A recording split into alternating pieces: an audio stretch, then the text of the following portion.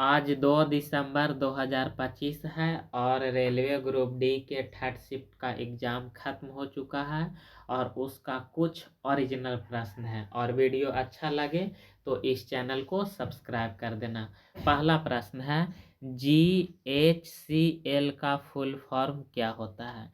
तो G का मतलब ग्रीन, H का मतलब हाइड्रोजन, C का मतलब सर्टिफिकेशन और L का मतलब लिंकेज होता है।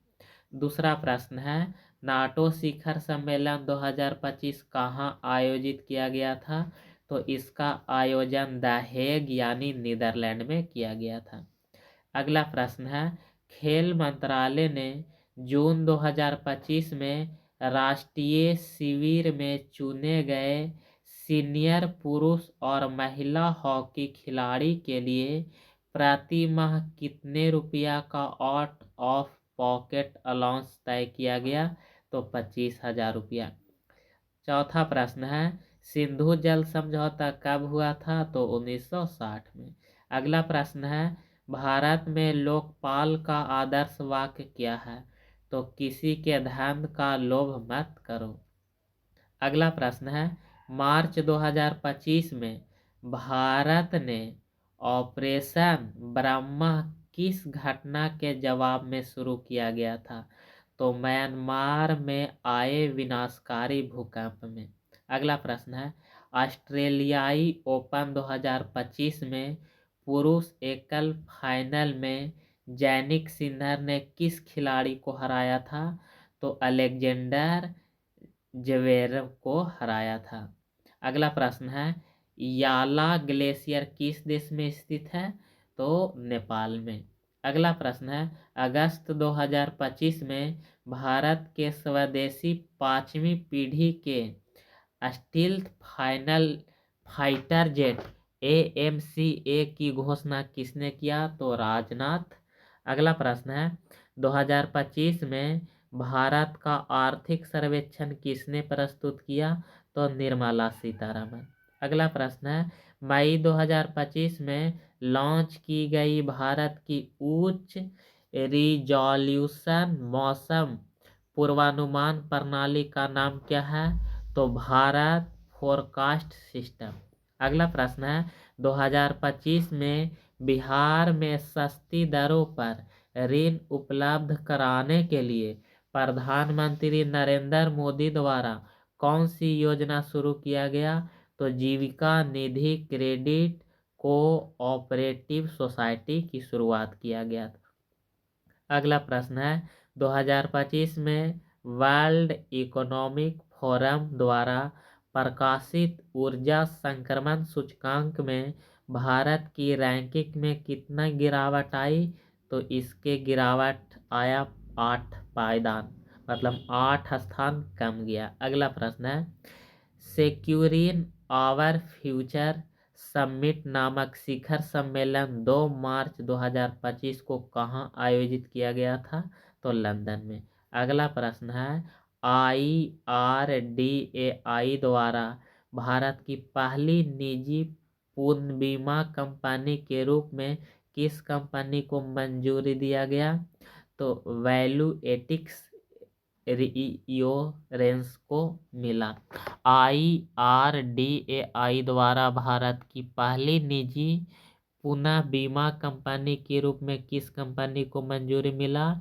तो वैल्यूएटिक्स रियोरेंस को दिया गया। अगला प्रश्न है, 2025 में sports women of the year किसे चुना गया? तो सिमोन बाइल्स को चुना गया। दोहा डायमंड लीग 2025 में नीरज चोपड़ा ने कौन सा स्थान हासिल किया? तो दूसरा। बेकिंग सोडा का रासायनिक सूत्र क्या होता है? NaHCO3। अगला प्रश्न है, उत्तल दर्पण द्वारा बना प्रतिबिंब कैसा होता है? तो आभासी, सीधा और छोटा होता है।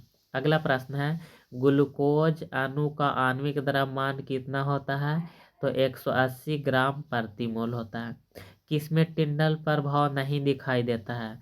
तो कैल्शियम कार्बोनेट के विलयन में टिंडल प्रभाव नहीं दिखाई देता है। अगला प्रश्न है, अंतर्राष्ट्रीय भ्रष्टाचार विरोधी दिवस की थीम क्या थी? तो भ्रष्टाचार के खिलाफ युवाओं के साथ एकजुट होना। अगला प्रश्न है, यदि चंद्रमा का द्रव्यमान दोगुना कर दिया जाए तो पृथ्वी और चंद्रमा के बीच गुरुत्वाकर्षण बल पर क्या प्रभाव पड़ेगा? तो गुरुत्वाकर्षण बल दोगुना हो जाएगा। अगला प्रश्न है, किस प्रकार के प्रजनन में नर और मादा दोनों युग्मकों की आवश्यकता होती है? तो लैंगिक जनन में। अगला प्रश्न है, यदि पिंड का द्रव्यमान समान रहता है और उसका वेग पहले के वेग से 4 गुना कर दिया जाता है तो उसकी गतिज ऊर्जा पर क्या प्रभाव पड़ेगा?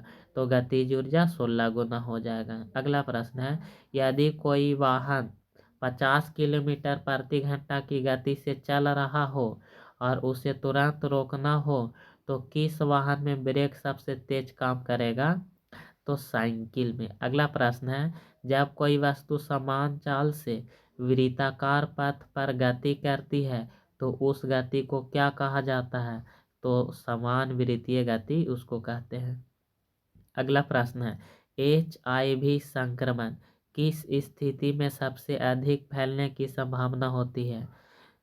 तो जो एक से अधिक व्यक्ति के साथ यौन संबंध बनाता है। अगला प्रश्न है, मधुमक्खी पालन किसे प्राप्त करने के लिए किया जाता है? तो शहद।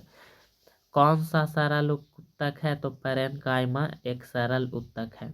अगला प्रश्न है, हाल ही में निवेशकों के साथ होने वाली धोखाधड़ी को रोकने के लिए वैध UPI हैंडल किसने पेश किया? तो सेबी। अगला प्रश्न है, रोस्टिंग की प्रक्रिया मुख्य रूप से किन अयस्कों के लिए किया जाता है?